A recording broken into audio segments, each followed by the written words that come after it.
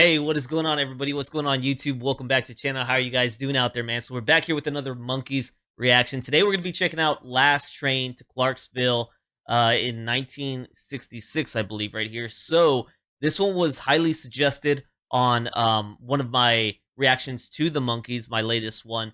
And I want to say I remember somebody mentioning that this was maybe in reference to what was going on with the Vietnam War and things like that. But we'll just take a dive right here, take a listen, and look into it a little bit afterwards, like we normally do here on the channel. So thank you guys for being here with me today, man. We got the Monkees here. I'm still trying to get familiar with their names. I did watch one episode, and maybe you guys remember this episode, but on the episode, it's a gentleman. He's looking for a band to open up for his show that he's creating, and his secretary picks up, I think it's some kind of record player type deal, and it has recorded audio of the Monkees, and they're kind of like, find me this band, almost like find the Cinderella, you know, that belongs in this shoe. This guy's trying to find this band that he heard the sound, and he's having no luck. Well, by the time he finds the band, his secretary sings the little jingle for him, and he finds out that the secretary is actually the woman that he wants to sing for his show, just as the band thought they were going to finally get their big break. So it was a pretty entertaining episode.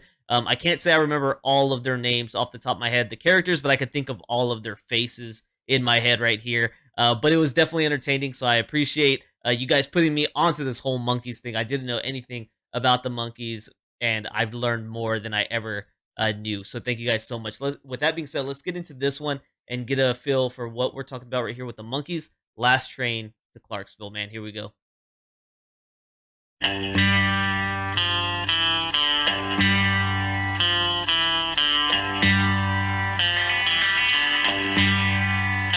Take the last train to Clarksville and I'll meet you at the station.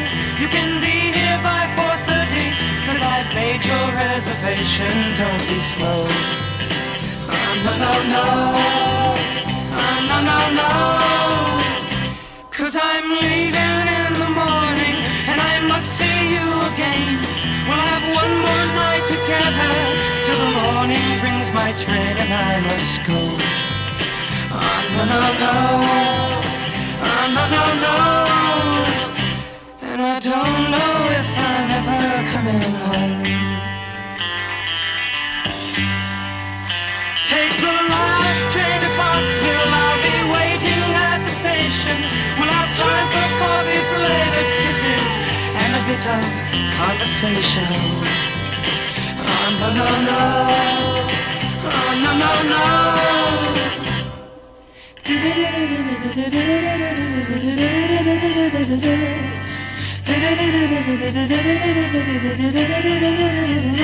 Take the last train to Clarksville. Now I must hang up the phone.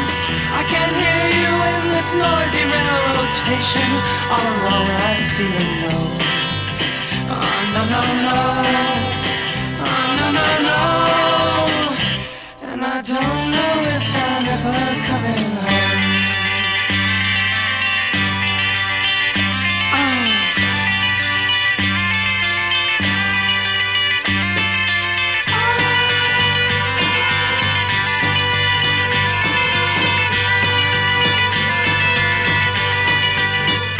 Take the last train to Clarksville and I'll meet you at the station.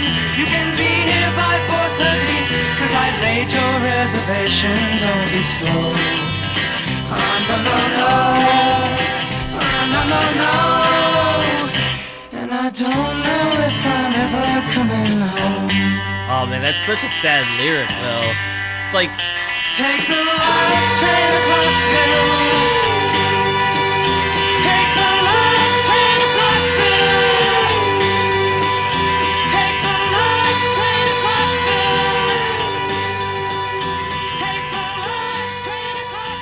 hey, man, they were embodying some rock flavor right here, man. Definitely got a bubbly, jingly sound going on this one. That kind of jangle pop rock that I've listened to through other groups.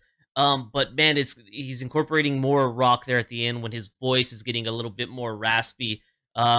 This one's definitely got some sad undertones for me when you're actually paying attention to the lyrics and taking in what I was told about maybe the soldiers being shipped off to war. He wants one last time to kind of be in the affection and love and company of his woman, right? Before he's sent off and maybe never comes back again. So it's pretty sad thinking about that. He's get on that last train. I booked a reservation for you. Come see me. I want your hugs. I want your kisses. I want a little bit of conversation here with you before I ship off. And who knows what's gonna happen? And dude, those are sad moments. If you ever been in the military, when you have to depart, you got to go on a deployment. Especially, I mean, I couldn't speak outside of a time of war. I was enlisted during a time of war. So it's just true, man. There's some people that didn't make it back, and those are very sad moments saying goodbye to your loved ones. Me and my wife still have pictures. We look so young in those pictures, but yeah, before I get ready for deployment, I'm kissing my wife and kids goodbye. Those are some sad moments. So this hits me a little bit differently, just because I'm envisioning exactly what he's talking about. But in this case, it's very different than what I experienced because I don't know much about Vietnam, but it almost seems like everybody was in the front line, man. Everybody was put in harm's way, very, very much so. Very controversial times as well, right? The counterculture going on, a lot of things going on that I'm starting to understand on this channel via the videos, via the music, and mainly because of you guys filling me in and giving me history lessons almost. I mean, I can't even say almost. This is a daily basis that I upload. It's a daily basis. You guys give me some more history. So thank you guys, man. And I'm just trying to put it together like a big spider web in my mind about how events unfolded and things that came together. Because I tell you what, you can't read in a history book. You can't read the comments and the experience you guys give me.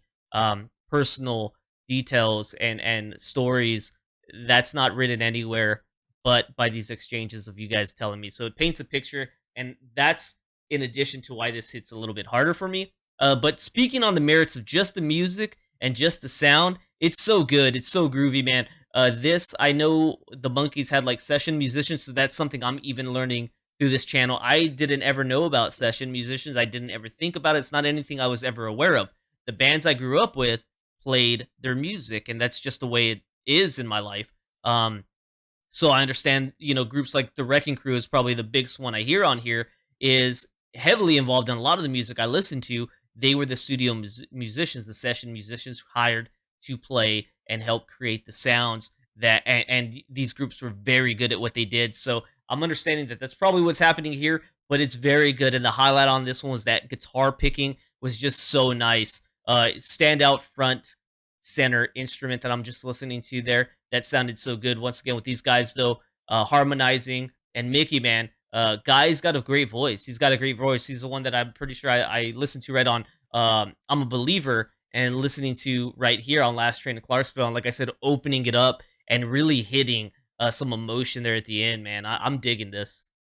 So let's dive into this one right here, man. We've got, as far as the songwriters, Tommy Boyce and Bobby Hart. We have this written and released in 1966, considered country rock, folk rock, jangle pop, and pop rock, man. So jangle pop was not something I was familiar with. You guys have let me know that sound I'm listening to is jangle, and there we go, jangle pop, man. I'm able to pick up on these things because of you guys, man. So thank you so much for expanding my musical knowledge. It was released as the band's debut single in August 1966 and was later included on the group's self-titled album, which was released on October 10th, 1966. The song, written by Tommy Boyce and Bobby Hart, was recorded at RCA Victor Studio B in Hollywood. All right, so this was recorded right there in Hollywood and was already on the Boss Radio Hit Bounce playlist on August 17th, 1996 or 1966. That's like one day after the debut single.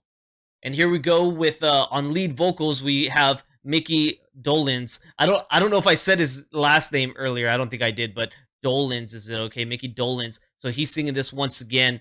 For The Last Train on Clarksville, it was featured in 7 episodes of the band's television series, the most for any Monkees song. So there we go, man. This was the most featured song. I know you guys let me know that every episode had about 2 songs of theirs. And even that episode I told you guys about, I don't know what song that was primarily played on that episode, but that song was so freaking good that I hope I can hear it again here on this channel, man. That'd be awesome, because these guys, I can already tell, man, with the few songs I've listened to, I'm really going to keep tapping into the Monkees, man. So right here it says that the duo that wrote the song said the opening guitar part played by Lewis Shelton was an attempt to emulate the type of memorable and clearly identifiable riff that the Beatles would use in songs such as "I Feel Fine," "Day Tripper," "Paperback Writer." I think they did a great job right here because it definitely the riff stood out to me so much, man. It's very enjoyable and it's really the most pronounced figure, other than the lyrics, in my opinion, on this track, dude. But this was just well packaged song right here. So the lyrics tell of a man phoning the woman whom he loves, urging her to meet him at the train station in Clarksville before he must leave, possibly forever. There's no explicit reference to war in the song, but its last line, "and I don't know if I'm ever coming back," was an indirect reference to a soldier leaving for the Vietnam War, and it makes perfect sense to me. People don't have to identify it that way, and since it's not explicitly put in the song, I understand that, but that's definitely how I read it, especially after the meaning I was told, and it makes perfect sense, and it's that gives me the sad undertone that I was feeling. Hart has denied any connection by this song to the city of Clarksville, Tennessee, near Fort Campbell, Kentucky, the home of the 41st or 101st Airborne Division that was then serving in Vietnam. According to Hart, "We were just looking for a name that sounded good. There's a little known town in northern Arizona I used to go through in the summer on the way to Oak Creek Canyon called Clarkdale. We were throwing out names, and when we got to Clarkdale, we thought Clarksville sounded even better. We didn't know it at the time, but there is an army base near the town of Clarksville, Tennessee, which would have fit the bill fine for the storyline. We couldn't be too direct with the Monkees. We couldn't really make a protest song out of it. We kind of snuck it in." So that's interesting to say because on the episode of the Monkees, at least on YouTube, I don't know if it was actually on the episode that aired on TV, but on the episode I watched on YouTube, at the end of the episode, they had all four gentlemen here sitting down talking to an interviewer, and their interviewer is asking them their opinions about things that were going on in the 60s, right? Some of these culture class issues that you guys have let me know about, and they were giving upfront, honest thoughts on this stuff that I was like, okay, for a show that's directed at maybe the younger age of youth, right? The younger generation, they're talking about controversial things that your parents probably wouldn't have liked you listening to on TV. It's supporting maybe those who are protesting against the curfews that were happening in California and whatnot.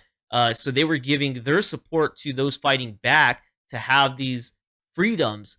And I was just very surprised, and I was wondering, was that included at the end of the show in live TV at that time, or is that just a recorded piece of footage that is now up on YouTube in conjunction with the episode, right? So as they're saying right here, they didn't want to have the Monkees kind of back in this protest song so directly, but they made this song that helped you direct your mind to know what the meaning was. So, and right here it says Boyce and Hart's band Candy Store Profits performed the instrumental session on the recording. So they didn't have some other name that we might be familiar with here. It was Boyce and Hart's own band Candy Store Profits laying down the work for that. And I think, man, excellent job on this one. The music was very fun to listen to. For personnel, you got Mickey Dolenz on lead vocals, Peter Tork and Davy Jones on backing vocals. You have acoustic guitar in there, lead guitar, electric guitars, bass, drums, percussion, and of course the producers who wrote the song. So hopefully you guys enjoyed rocking this one out with me, man. I thought this was great sound. I thought the meaning of the song nailed it, man. You guys know I have a close relation and big heart for those who have served. It's a difficult kind of lifestyle, especially, if you're in there during a time of war. It becomes way more scary, I would say, to not know what's going to happen. So big props to everybody, man. And great song right here to really capture the times, in my opinion. So thank you guys for putting me onto this one, man. If you enjoyed the reaction, please let me know by liking and subscribing. Checking out the descriptions down below for other ways you can help the channel. Consider becoming a member here on my YouTube or Patreon for as little as $3, guys. I'd really appreciate that. Let me know what other Monkey songs you want me to check out. Donation request information is down below as well. Thank you guys so much, and I'll see you on the next one. Peace.